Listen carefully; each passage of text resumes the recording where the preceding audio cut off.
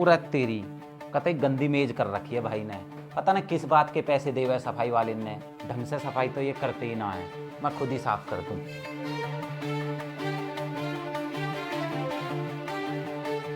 अबे ओ गवार रुक। तेरी हिम्मत भी कैसे हुई अपने इस गंदे कपड़े से मेरी टेबल साफ करने की।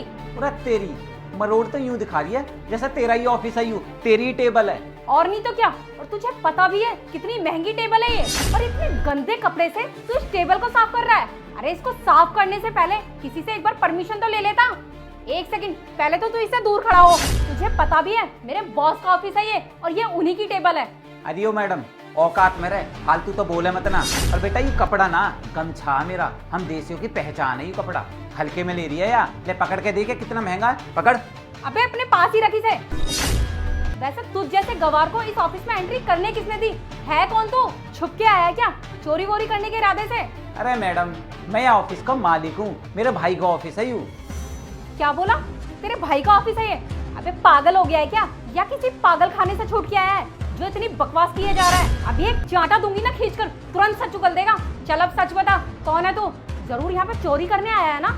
देख मैडम मेरी बात कान खोल कर सुन ले। मैं गांव का आदमी हूँ और हम गांव के आदमियों पे एक ही बात ना आती, झूठ बोलना। और मैं झूठ ना बोल रहा, मेरे भाई का ऑफिस है। यू अरे जा गांव के गवार, ना बड़ा ऑफिस और वो भी तुम जैसे गवारों का। पागल समझा है क्या मुझे जो तू बोलेगा और मैं मान लूंगी? बेटा तुम गांव के गरीब गवारों के पास ना सिर्फ झोपड़पट्टी हो सकती है। ऐसे इतने महंगे महंगे ऑफिस नहीं। अबे तेरे कपड़ों से तो आ रही है गोबर की बदबू, और ऐंठ ऐसी दिखा रहा है जैसे इस ऑफिस का तू ही मालिक हो। अच्छा तो अब मैं समझा, तू मन ने मेरे कपड़न पे जज कर रही है। अरे मैडम मेरे कपड़न पे मत जा, ये तो हम देसियों की पहचान है। सिंपल खाम है, सिंपल रहना है, और तू मुझे मेरे कपड़ान पे जज कर रही है।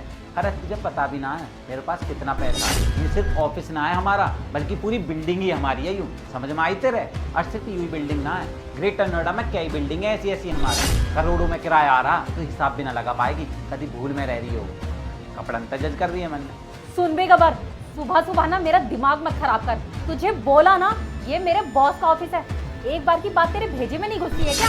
खैर अब अपने इस काले तये जैसी शक्ल को लेके ना निकल यहाँ से, वरना मेरा भेजा चटक गया ना एक बार तो तेरा मार मार के भूत बना दूंगी। बस कर मैडम, हद पार कर रही है अब तू घनी इज्जत ना उतार रही मेरी। अब देख चुपचाप सुन ले मेरी बात, तेरी भलाई आई मैं, चुपचाप चली जाए और वो मेरा काम करने दे। दिमाग मत खराब कर, समझ में आई तेरे? अच्छा बड़ा ढीठ आदमी है तू तो, दो पैसे का आदमी नहीं है और यहाँ मेरे सामने खड़े होकर जुबान चलाया जा रहा है। अबे तू देगा क्या मुझे ऑर्डर? है कौन तू? गवार कहीं का। अबे अभी भी बोल रही हूँ, निकल जा चुपचाप यहाँ से। अरे यार पता ना कि पागल मैडम है। ओ अब समझ में आया, यहाँ ऑफिस में कोई था नहीं और तू यहाँ पर चोरी करने के इरादे से आया है, और अब मैंने तू यहाँ पे रंगे हाथों पकड़ लिया है, तो इसलिए तू खुद को बॉस का भाई बता रहा है। चल अब सच बता, चोर है ना तू? अरे मैडम अब तू बहुत बकवास कर रही है, बहुत देर होगी तेरे बकवास सुनते सुनते। और तो एक बात और बता दूं, जो तेरा बॉस है ना वो मेरा भाई है। बेटा 1 मिनट लगेगी वो तो तेरी कंपनी से बाहर निकालने में, कभी भूल में रह रही हो, इसलिए चुपचाप चली जाए यहाँ से, मान जा मेरी बात। तो है एक बात बताऊं, तो 1% विश्वास ना है, तू कहा कर रही है, किससे बहस कर रही है, इसलिए अभी भी प्यार से समझा रहा हूँ, मान जा मेरी बात, चली जा चुपचाप यहाँ से, ना तो आज तेरी नौकरी खा जाऊंगा मैं। अबे है तुझ में इतनी हिम्मत जो तू मुझे काम से निकलवा दे? और तुझे पता है मेरे बॉस के पास ना बहुत पैसा है, बहुत अमीर है वो, और तू खुद को उनका भाई बता रहा है। अबे तेरे जैसे ना उनके घर पे चपरासी की नौकरी करते हैं। खैर तुम जैसे गांव के गरीब लोगों की ना यही आदत होती है, अमीर लोग देखे नहीं और बस तुरंत रिश्ता बनाना शुरू कर देते हैं। अबे थोड़ी शर्म कर लो गाँव के गरीबों। अरे किसी ने बहुत बढ़िया बात कही है मैडम, जिनकी मोटी बुद्धि हो ना उनसे कभी बहस ना करनी चाहिए। अबे ओ बकवास बंद कर, और मेरे सामने ना ये बड़ी बड़ी मत फेंक। झुग्गी झोपड़ी की औकात है और मेरे सामने बड़ी बड़ी फेंक रहा है। ठीक कह रही है तू, मेरी औकात ना कुछ भी खरीदने की। अब तू यहाँ पे निकल और वो मेरा काम कराने दे। अबे ओ बेवकूफ, तुझे एक बार की बात समझ नहीं आती क्या? मैंने बोला ना ये टेबल मेरे बॉस की है और तू इसको जबरदस्ती साफ करने की बोल रहा है। अच्छा अब समझ में आई मुझे, तुम जैसे गरीबों की ना यही आदत होती है कि छोटा मोटा काम कर लो ताकि तुम पे कोई तरस खा के 150 रुपए दे दे। अभी तुझे 150 रुपए चाहिए थे तो तू मुझे ऐसे ही बता देता, मैं तुझे भीख समझ के दे देती। ये सब ड्रामा करने की क्या जरूरत थी? बोल।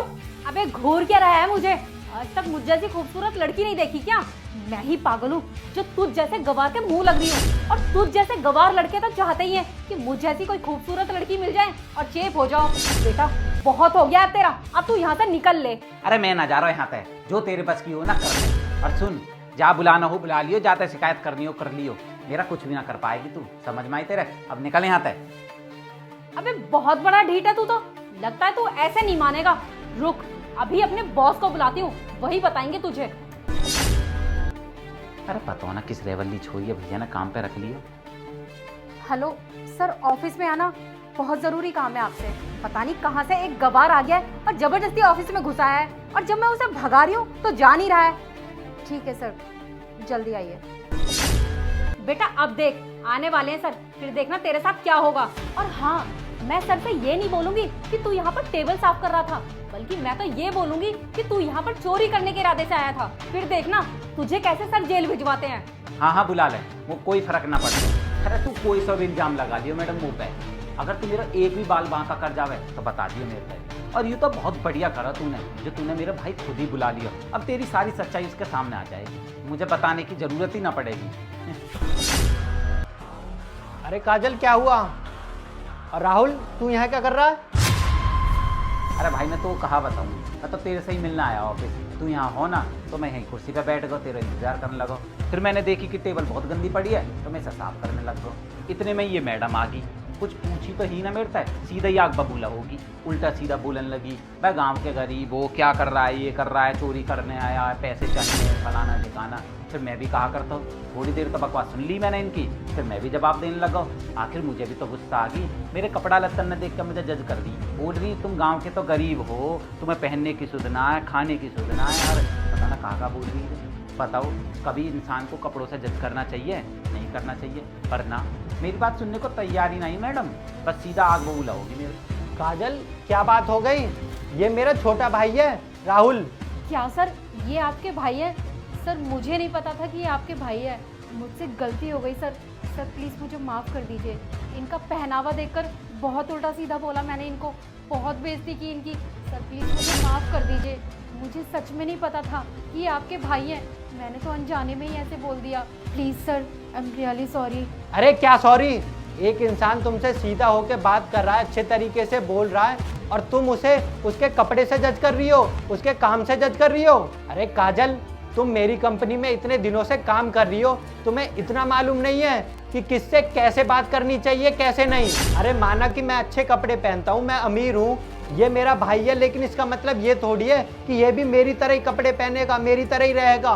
काजल तुम्हें पता है, एक टाइम ऐसा था जब मैं भी गरीब था, मेरे पास भी अच्छे कपड़े नहीं थे पहनने के लिए, लेकिन उसके बाद मैंने खूब मेहनत की, खूब काम किया, तब जाके मैं आज इस पोजीशन पर पहुंच पाया हूं। मुझे देश विदेश की यात्रा करनी पड़ती है, बड़ी बड़ी मीटिंग में जाना पड़ता है, इसीलिए मुझे अच्छे कपड़े पहनने पड़ते हैं, लेकिन इसे यही वेशभूषा पसंद है।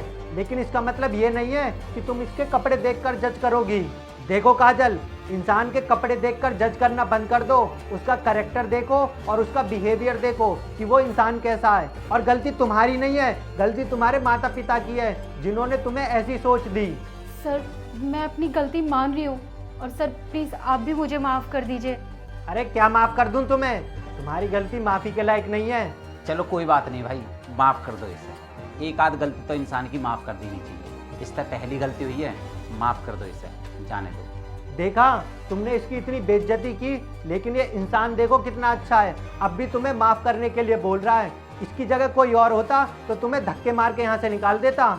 चलो, उम्मीद है आगे से तुम अपनी सोच बदलोगी। अब खड़ी मत रहो, जाओ अपना काम करो। Okay sir.